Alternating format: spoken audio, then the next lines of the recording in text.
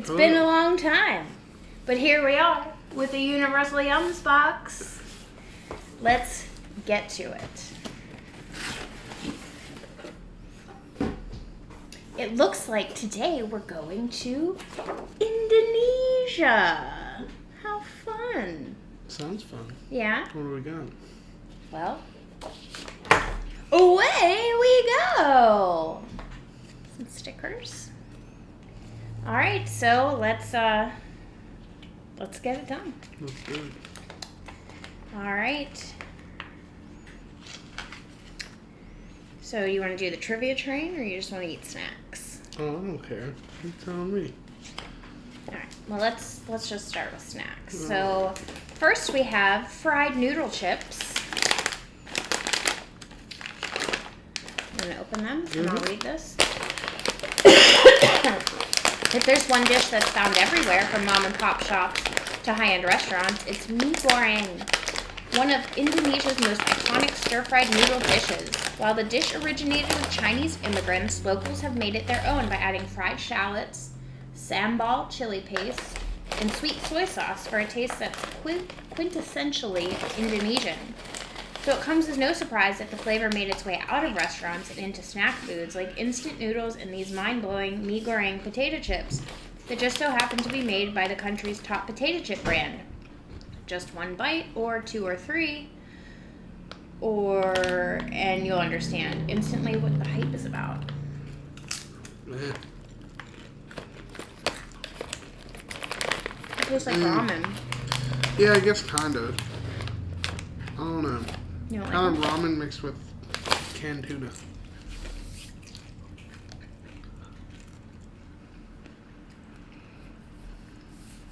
I don't know. I like them. They're a little spicy. Yeah, I could do without them. Okay. Well, don't eat them then. Well, All right. Yeah. All right. Next we have this Pandan cream cake. okay. You know, the first question you're thinking is, why is it green? Because we asked the same question. The color comes from the native Pandan plant, which locals have enjoyed since ancient times. The leaves were once used to make everything from rope to medicine, but when a species called Pandanus amarylifolius on the Maluku Islands was found to have an especially pleasant aroma, locals started adding it to rice and meat. Nowadays, it's so essential in Indonesian cooking, it's earned the title Vanilla of the East. It's got kind of a vanilla-y smell.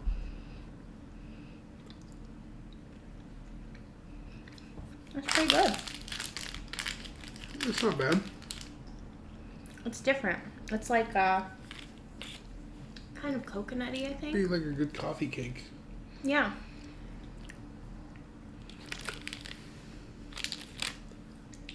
All right, next we have the Choco Choco Coconut Wafer. Did you know that the Indonesians are positively nuts for coconuts? And it's not surprising, considering they produce more of them than any other country in the world. We're talking 19 million tons in 2021 alone of coconut. It's a lot of coconut. We couldn't quite fit that much coconut into your box. But this chocolatey wafer is certainly worth that same weight in deliciousness. Crispy, chocolatey, and of course decked out in shredded coconut, you'll want to eat a ton or two yourself. This is what it looks like.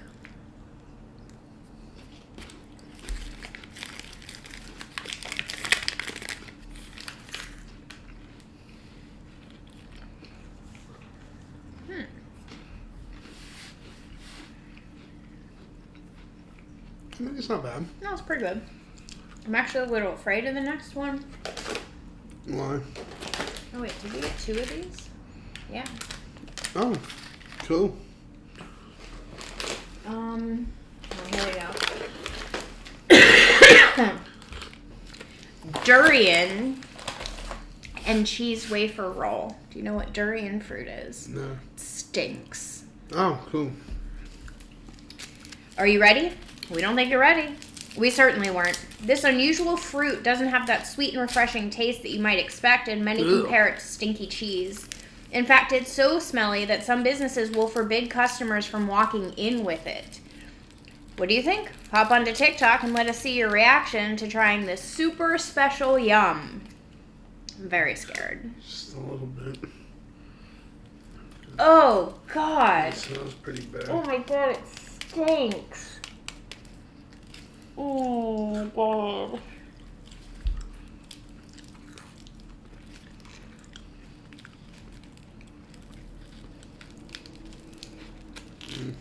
I don't like it. I don't think it tastes bad. Maybe I didn't get enough. It looks like you just got wafer and no cheese. There's like cheese inside of it.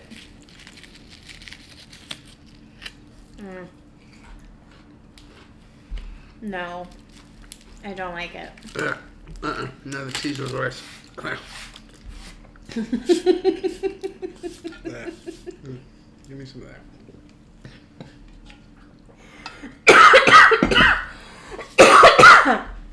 Tastes like roasted buffaloes. I don't like it. Oh, Jesus. Sugar-coated coffee cookies.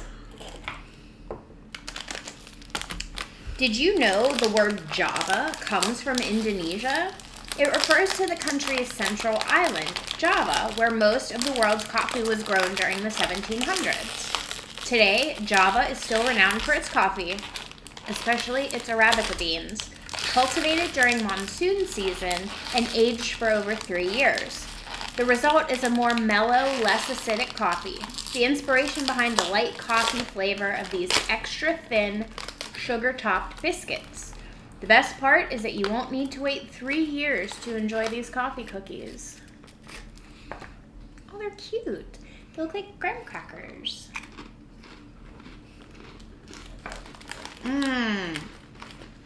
These are deliciously coffee-y. I love it.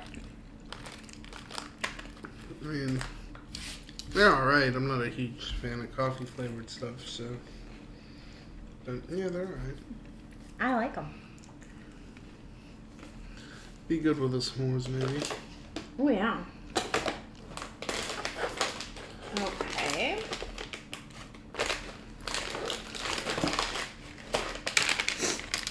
Melon and peach yogurt gummies.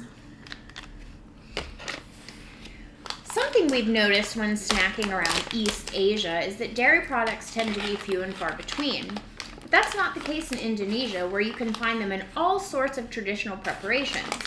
There's dangke, cheese made from boiled buffalo milk, yogurty dadaya, made from fermented buffalo milk, and tons of modern treats as well. These fruity gummies may not be like the traditional yogurts of old Indonesia, but they certainly represent their modern preferences, and ours as well. They look like little bottles.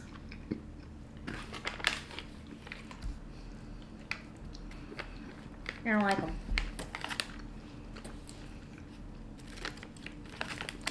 Yeah. I don't know. Welch's are better, for sure. Oh, for sure. Next, we have sweet corn tortilla chips. Walk through the street food stalls of Jakarta, and you'll smell a sweet and savory snack that's super popular. Perkedel, jagung, or sweet corn fritters, made with sweet corn flour, kaffir lime leaves, and garlic, then fried to crispy perfection. They're one of the most famous street foods in the country, which is why it's common to see locals eating them for breakfast, lunch, or a late-night snack. While perkedel jagung is traditionally eaten with a dipping sauce, these tortilla chips are good enough to enjoy on their own, and just as golden, crunchy, and savory as the real deal. So they look a bit like a Dorito. They taste like flavorless Doritos. I like take them. a Dorito, but just put no flavor in it. It's very corn. It tastes like corn. Yeah. Very corny. Okay. Next, we have Choco banana wafer rolls.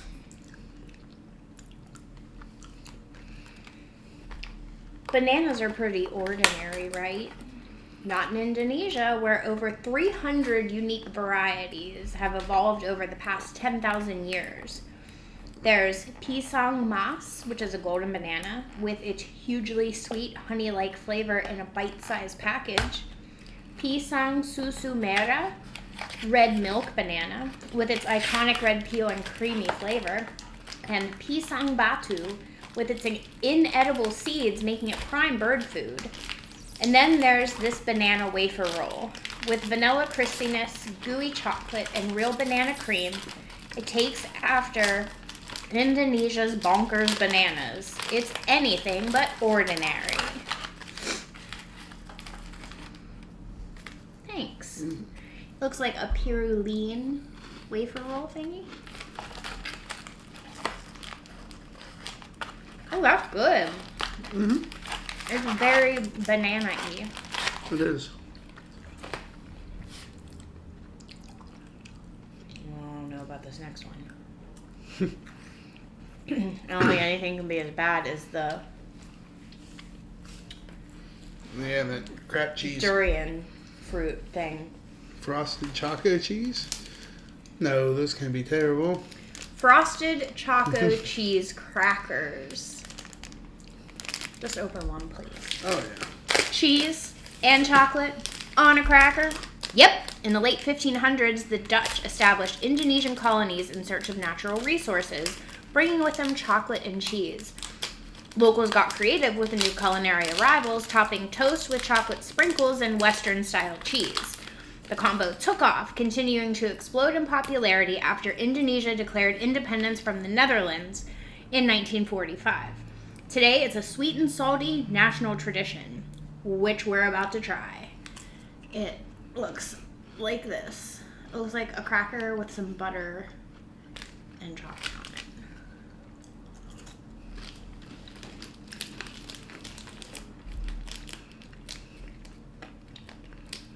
It doesn't have any taste at all. No, it doesn't. Like, all I can taste still is the banana wafer. It's pretty bland. I mean, it's not terrible. No. It just tastes like a frosting cracker. Kind of like a thin cookie, maybe. A thin animal cookie with some frosting on it. Kind of. It's weird. Yeah, it's not terrible, though. No. It's not what I was expecting. All right. Now we have Milky Melon chews, which sounds terrifying. Ever craved a sip of cream after eating melon? No? Well, you're in for a totally new flavor experience with this Milky Melon sweet. Candies that combine milk and fruit are insanely popular in Indonesia, and no fruit, from banana to strawberry to melon, is immune from the combo. Pop one in your mouth and you'll understand the hype. First, you'll taste a blast of honeydew flavor, and as you chew, the fruitiness will give way to a creamy goodness. So let this candy be your first foray into a whole new world of milky fruit combinations.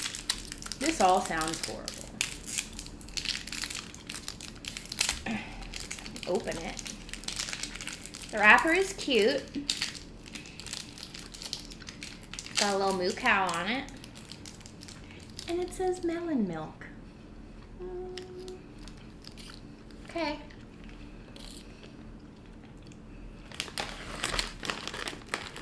It's not bad once you get to the milky part.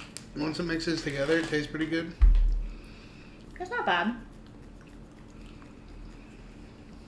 So the next thing is actually not something we can eat.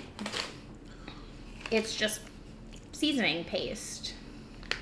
Oh. So okay. it's to make fried rice with. Oh. So it's Indonesian fried rice seasoning.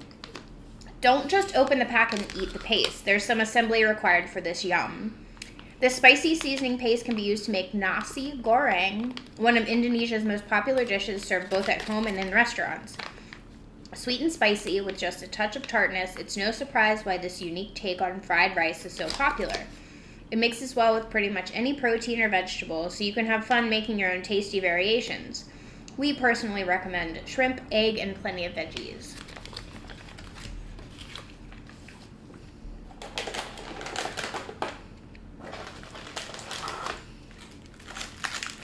Pineapple sandwich cookies. How do you know it's the Chinese New Year in Indonesia? Look out for locals paying their debts, opening doors and windows to let the old year out, waking up early to prevent a year of laziness, and passing out red envelopes filled with money to their loved ones. But the best tradition of them all, eating pineapple cookies, of course. Locally called ku nastar, these cookies are reserved only for special occasions, and sharing this box of Indonesian treats with you is just about as special as it gets.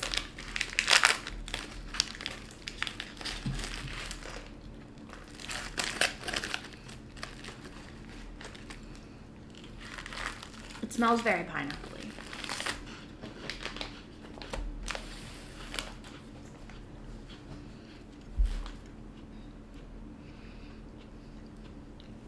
Yeah, pretty bland.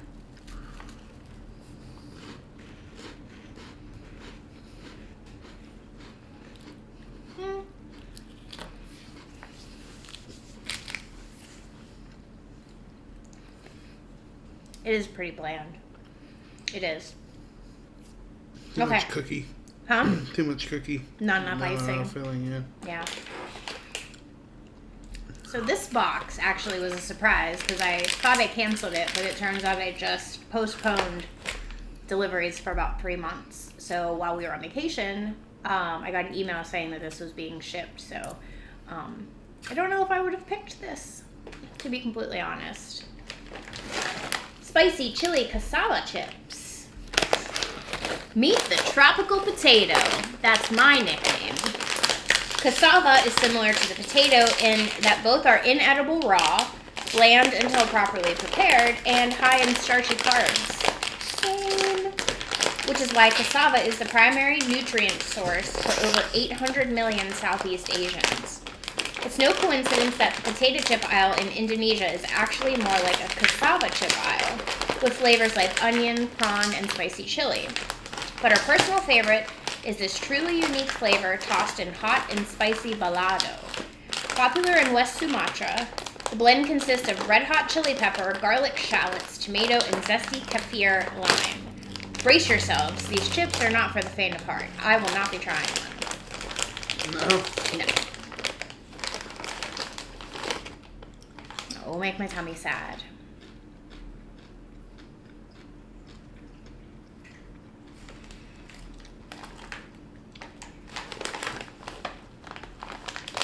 They're not spicy.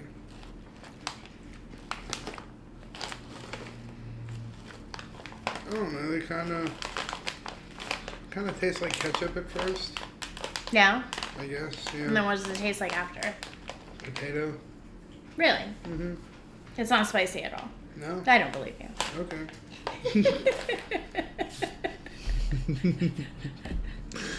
Don't believe me. I don't know what to tell you.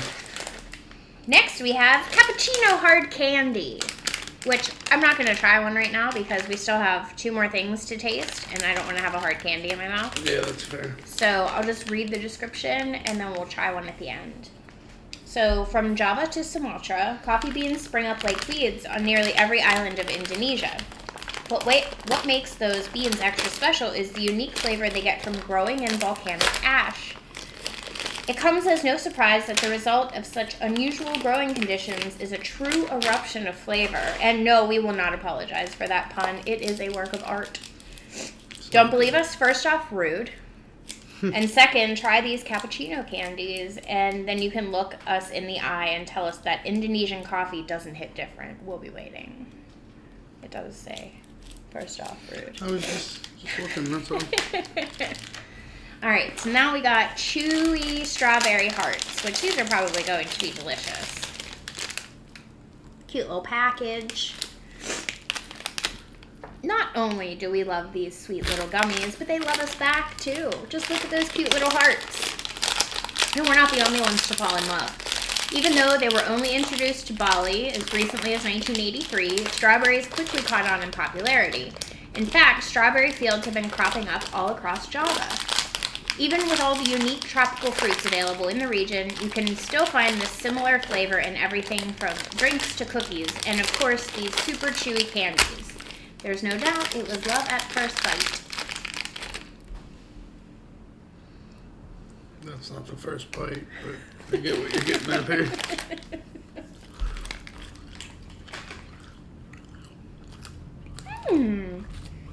Those are good. Yeah, those aren't bad. They're pretty delightful. It's a drink. It's a drink. I was gonna read it.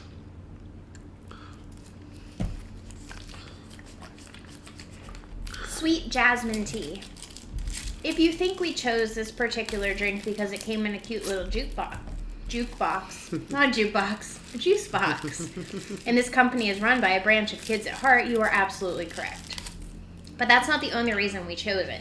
Jasmine is one of the 3 national flowers in Indonesia and is considered to be sacred all across the country. In fact, it's a common tradition to adorn brides with the little white flowers on their wedding days. So we're not just feeling nostalgic for juice boxes, okay? This is an authentic and important part of Indonesian culture. And the bendy straw is kind of fun, too. Did you taste it? I did not yet. All right, have at it. That's not bad. No? No. What? We got the tea from Japan. It was the one time, and that was not good at all. It was not good. Japanese must not know tea.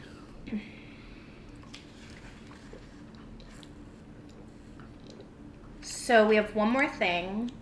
It's nothing to eat, so we can try these cappuccino things. What was our last thing? Patience. Patience is our last thing.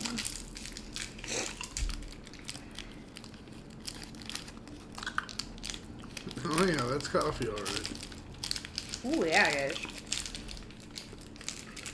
So the last thing is in this pouch. It's called a bekel set. It's a traditional Indonesian game. Do you want to open that, please? One of the most surprising things that we learned about Indonesia was that from 1816 to 1941, they were actually part of the Netherlands. You saw hints of Dutch influence earlier with the frosted Choco cheese crackers, but it also comes through in children's games like bekel. The game was brought over by Dutch colonists, and it's been a staple of Indonesian childhood ever since. We could explain how to play here, but we think it'll make a lot more sense if you watch us play around. And then there's a QR code to scan, which I'm not going to do because I don't want to. Looks like Jack's. It does kind of remind me of Jack's. You got a ball and you got some little music note looking things. They do look like treble clefs. Ball with a butterfly in it. Butterfly, butterfly, butterfly! My sister-in-law told one of my nieces that that's the noise a butterfly makes once. So, I feel like that's the sound they do make.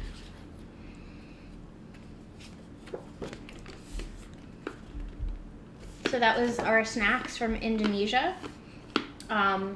So I didn't realize this, but Indonesia is made up of several islands, including Bali and Borneo, Sumatra, Jakarta. Well, Jakarta is the city, and Java, and Watansopang. So that's interesting. But that's it for this Universal Yums box. Thanks for joining us. See you soon. Indeed.